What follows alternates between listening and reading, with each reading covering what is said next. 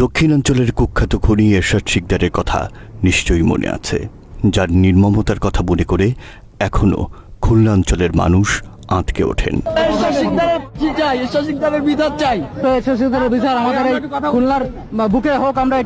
2004 সালে ফাঁসির মধ্য দিয়ে শেষ হয় এরশাদ শিকদার অধ্যায়। দীর্ঘদিন আলোচনার বাইরে থাকলেও আবারও ঘুরে ফিরে আলোচনায় এসেছে এরশাদ শিকদার।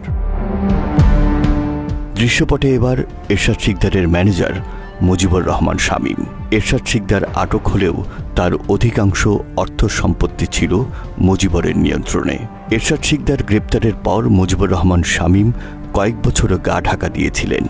2009 সালে আওয়ামী লীগ ক্ষমতায় আসার পর হাত মেলান শেখ হেলালের সাথে।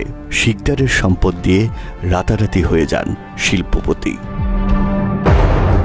এখানেই থেমে গেলে হয়তো সব ঝামেলা চুকে যেত, কিন্তু এরশাদ শিকদারকে ছেড়ে আসলেও অন্ধকার জগৎ থেকে বের হয়ে আসতে পারেনি মুজিবুর রহমান শামীম। নতুন করে শুরু করেন প্রতারণা।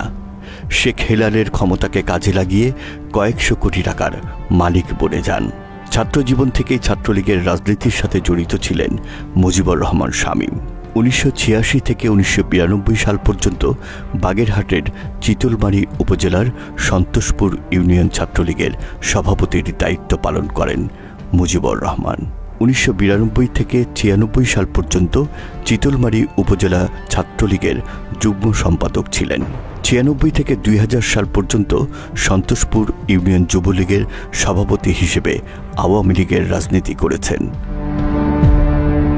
2001 সালে বিএনপি জামায়াত জোট সরকার ক্ষমতায় আসার পর রাজনীতিতে না জড়ালেও 2009 সালে আওয়ামী লীগ ক্ষমতায় আসার পর আবারও আলোচনায় আসেন মুজিবুর রহমান শামীম। সরাসরি আওয়ামী লীগের রাজনীতির সাথে সম্পৃক্ত থেকে দুবার মনোনয়ন চেয়েছিলেন।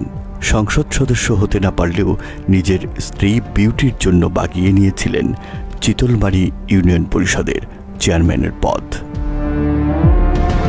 2019 সালের এপ্রিলে হযরত শাহজালাল আন্তর্জাতিক বিমানবন্দরে অবৈধ অস্ত্র নিয়ে প্রবেশের সময় মুজিবুরকে আটক করেছিল সিভিল এভিয়েশন সিকিউরিটি ফোর্স। সে সময় তিনি চিতলমারী উপজেলা আওয়ামী লীগের সহসভাপতি ছিলেন বলে জানা যায়। এসব বিষয় নিশ্চিত করেছিলেন তৎকালীন অ্যাবসেক পরিচালক নূরে আলম সিদ্দিকী।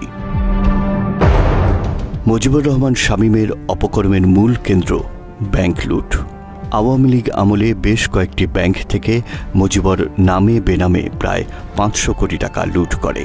বাংলা এডিশনের হাতে আসা ব্যাংকের নথি যাচাই করে দেখা যায় শুধুমাত্র ইসলামী ট্রাস্ট, পদ্মা ও সোশ্যাল ইসলামী ব্যাংকে এখনও 350 কোটি টাকা ঋণ খেলাপি রয়েছে মুজিবুরের। একই সম্পত্তির ওপর একাধিকবার লোন, অন্যের সম্পত্তি দেখিয়ে ব্যাংক ঋণ, এমনকি বিক্রি করে দেয়া সম্পত্তি দেখিয়েও লোন নিয়েছেন মুজিবুর। মুজিবুরের মালিকানাধীন প্রতিষ্ঠান সাউথ হ্যাচারি অ্যান্ড অ্যাগ্রো লিমিটেডকে বিভিন্ন ব্যাংকে জামানত রেখে লোন নিয়েছে, যা নিয়ম বহির্ভূত। এছাড়াও জয় শিপিং নামে আরেকটি প্রতিষ্ঠানকে ট্রাস্ট ব্যাংকে জামানত রেখে লোন নিয়েছে মুজিবুর। অথচ আমাদের অনুসন্ধানে উঠে এসেছে জয় শিপিং লাইন মালিকানা বিক্রি করা হয়েছে আরও 2 বছর আগে। এসব জানার পরও মুজিবুরের বিরুদ্ধে কোনো ব্যবস্থা নেয়নি ট্রাস্ট ব্যাংক কর্তৃপক্ষ। ট্রাস্ট ব্যাংক কর্তৃপক্ষ তাদের দুর্নীতি ঢাকতে ঋণ খেলাপির দায়ে মুজিবুরের সাউথ হ্যাচারি অ্যান্ড অ্যাগ্রো লিমিটেডকে নিলামে বিক্রির জন্য একটি পত্রিকায় বিজ্ঞাপন দেয়, কিন্তু ব্যাংকের মালিকের সাথে সখ্যতা থাকায় নিলামটি বিজ্ঞপ্তি পর্যন্তই আটকে যায়। এ নিয়ে ট্রাস্ট ব্যাংকের খুলনা শাখায় যোগাযোগের চেষ্টা করি আমরা। প্রথমে কয়েকবার কল না ধরলেও এক পর্যায়ে আমাদের কল কেটে দেয়া হয়। এত সব লুটপাটের পরও মুজিবুরের কিছুই হয়নি, কারণ শেখ হেলালের হাত ছিল তার মাথায়। কিন্তু শেখ হেলাল হাসিনার সাথে পালিয়ে যাবার পর আত্মগোপনে চলে যায় মুজিবুর রহমান শামীম। মাস তিনেক গা ঢাকা দিয়ে থাকার সময়টুকুতে নিজের বেশ পাল্টে হাজির হন নতুন রূপে। দাড়ি টুপি লাগিয়ে চেষ্টা চালান জামায়াতের রাজনীতিতে যুক্ত হবার। জামায়াত ইসলামীর সবুজ সংকেতে না পেয়ে হাত পাখায় যোগ দিয়ে নতুনভাবে পুরাতন প্রতারণা শুরু করেন মুজিবুর রহমান শামীম। জনাব মুজিবুর রহমান শামীম সাহেব আজকে ইসলামী আন্দোলন বাংলাদেশে যোগ দিতে আছেন, আলহামদুলিল্লাহ। হাত পাখায় ঢুকেই আবারও ব্যাংক লুট করা শুরু করেছে এই প্রতারক। বাংলা এডিশনের হাতে আসা একটি গোপন চুক্তিপত্র অনুযায়ী দেখা যায় সোশ্যাল ইসলামী ব্যাংক মুজিবুরকে 100 কোটি টাকা লোনের মধ্যে 50 কোটি টাকা প্রদান করে। বাকি 50 কোটি টাকা ছাড়ের আগেই স্বৈরাচারের পতন হলে সেই টাকা আটকে দেয় ব্যাংক। 15 মে 2025 তারিখের ওই চুক্তিপত্র অনুযায়ী দেখা যায় বাকি 50 কোটি টাকা ব্যাংক থেকে ছাড়িয়ে আনতে তৃতীয় একটি পক্ষকে মুজিবুর 8 কোটি টাকা ঘুষ দিতে সম্মত হয়। এভাবেই বিভিন্ন ব্যাংক থেকে হাজার কোটি টাকা হাতিয়ে নিয়েছে মুজিবুর। বিভিন্ন সময়ে রং পাল্টানো মুজিবুর রহমান শামীম 5 তারিখের পর দাড়ি টুপি লাগালেও এখনও আওয়ামী স্টাইলে নিজের অপকর্ম চালিয়ে যাচ্ছে। অনুসন্ধানে আমরা মুজিবুরের মোট 5টি পাসপোর্টের তথ্য পেয়েছি। সেখানে নাম ঠিকানা এক থাকলেও পাসপোর্ট নম্বরগুলো ভিন্ন। মুজিবুরকে একাধিক পাসপোর্ট পেতে সহযোগিতা করেছে পাসপোর্ট অফিসের অসাধু কর্মকর্তারা। এ নিয়ে নাম পরিচয় গোপন রেখে এক ব্যক্তি দুর্নীতি দমন কমিশনের কাছে লিখিত অভিযোগও করেছে। এসব নিয়ে তদন্তে নামে দুদক, কিন্তু তদন্ত কর্মকর্তাকে টাকা দিয়ে কিনতে না পেরে তদন্ত কর্মকর্তা পরিবর্তন চেয়ে দুদক চেয়ারম্যানের কাছে আবেদন জানায় মুজিবুর। এখানেই থেমে নেই লেবাসধারী এই আওয়ামী সন্ত্রাসী। অভিযোগ রয়েছে নিজ জুট মিলের কর্মকর্তাদের নামে চুরির মিথ্যা অপবাদ দিয়ে মামলা দেয় এই মামলাবাজ। ভুক্তভোগী জয় জুট মিলের এক কর্মকর্তা জানান, মিথ্যা কথা বলে তাদেরকে মিলে ডেকে নিয়ে সন্ত্রাসীদের দিয়ে মারপিট করে সাদা কাগজে স্বাক্ষর নেয় জয় জুট মিলের চেয়ারম্যান প্রতারক মুজিবুর। এবারে যখন কথা বলা শুরু করি, কথা বলার এক পর্যায়ে উনি বলেন যে আমার বাইরে একজন মেহমান আসছে, আমি একটু বাইরে যাচ্ছি।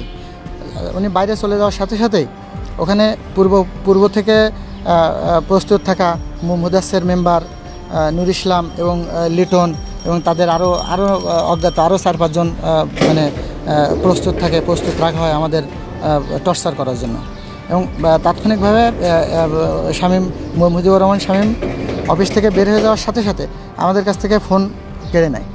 ফোন কেড়ে নিয়ে আমাদের সাদা কাগজ আমাদের হাতে ধরিয়ে দিয়ে বলে, এখানে তোরা লেখ, তোরা কী কী এখান থেকে নিছিস সেগুলো লিখে তারপর সই কর। আমরা বলি আমরা কিছুই নেই, আমরা কোনো অন্যায় করি না, আমরা কোনো দুর্নীতি করি নাই যে আমরা এখানে লিখবো, আমাদের লেখার মতো এখানে কিছু নাই। তখন আমাদের এলোপাতাড়ি মোটা লাঠি দিয়ে মারা শুরু করে। মারতে মারতে এক পর্যায়ে আমাদের মাটিতে ফুলেরে শোয়ায়ও মারে। মারপিটেও স্বাক্ষর করাতে সক্ষম না হয়ে তাদের উপর চালানো হয় অমানবিক নির্যাতন। এক পর্যায়ে বাধ্য হয়ে সাদা কাগজে স্বাক্ষর দেয় তারা। কয়েকটা কাগজে আমাদের সিগনেচার করিয়ে নেয়, সাদা কাগজে সিগনেচার করিয়ে নেয়। আমরা যেটুক লিখছি কিন্তু কোনোটাতে আমরা ভুল করি না, এজন্য আমরা ভুলের কথা আমরা কোনোটাই লিখি নাই। তখন ওদের ইচ্ছা মতো ওরা জোরপূর্বক বলে এটা লেখ। তখন আমরা লিখতে বাধ্য হই কিছু কথা লিখে আমাদের কাছ থেকে সিগনেচার নিয়ে ওরা কাগজ রেখে দেয়। এরপর এমডি কিছুক্ষণ পর বাইরের থেকে এসে বলে কাগজ সই হয়েছে? বলে হ্যাঁ হয়েছে। কয় যা হয়েছে ওটুক দাও, ওটুক দিয়ে আমরা কাজ চালাতে পারবো। অভিযোগ, চিতলমারী উপজেলার কিসমত পিঁপড়াডাঙ্গা কালীগঞ্জ বাজার এলাকার জাহিদুল ইসলাম তাপস নামের এক ব্যক্তির 60% জমি জোরপূর্বক দখল করে নেয় শামীম। শুধু তাই নয়, বিভিন্ন সময়ে সাম্প্রদায়িক দাঙ্গা লাগানোর চেষ্টার অভিযোগও রয়েছে এই প্রতারকের বিরুদ্ধে। অনুসন্ধানে জানা যায় দেশে সাম্প্রদায়িক দাঙ্গা লাগাতে জগদীশ চন্দ্র বিশ্বাস নামের এক হিন্দু ব্যক্তির ঘরে আগুন দেয় মুজিবুর, চেষ্টা চালায় মন্দিরে আগুন দেয়ারও। এত কিছুর পরও যদি দল পাল্টে মুজিবুরদের মতো চিহ্নিত সন্ত্রাসীরা শাস্তির হাত থেকে বেঁচে যায়, তাহলে স্বৈরাচারের দেখানো পথেই হাঁটবে দেশ। অনুসন্ধানে আরও জানা গেছে স্থানীয় চরমোনাই পীরের অনুসারীরাও বিষয়গুলো নিয়ে অসন্তোষ প্রকাশ করেছে। বাগেরহাটের সাধারণ মানুষের দাবি মজিবরকে দ্রুত গ্রেফতার করে আইনের আওতায় নেওয়া হোক।